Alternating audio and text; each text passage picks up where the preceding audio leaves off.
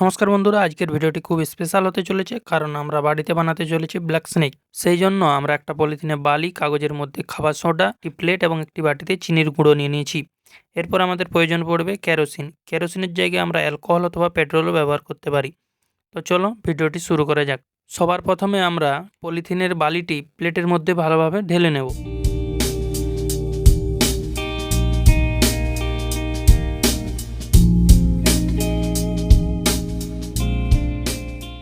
তারপর একটি খালি বাটি নিয়ে সে বাটিটির মধ্যে আমরা চিনির গুঁড়ো এবং খাবার সোডা ঠিক পরিমাণ মতো মিশিয়ে নেব।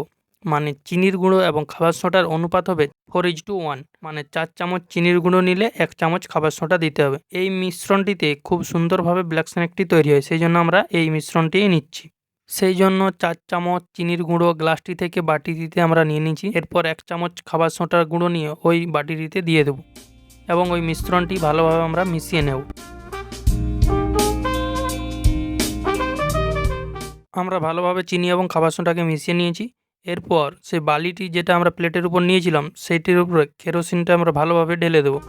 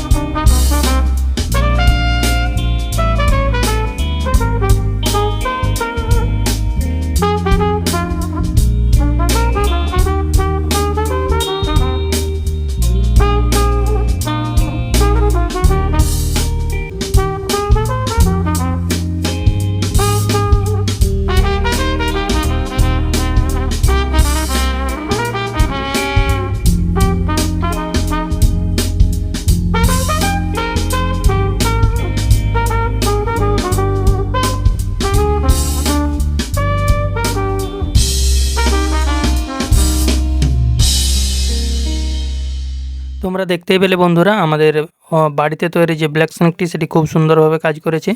আর এটা অনেকটা ফোমের মতো লাগছে। গুঁড়ো যখন করা হচ্ছে হাতে খুব হালকা এবং ফোমের মতো মনে হচ্ছে। ভিডিওটি যদি ভালো লেগে থাকে বন্ধুরা, লাইক, কমেন্ট, শেয়ার, সাবস্ক্রাইব করতে ভুলো না।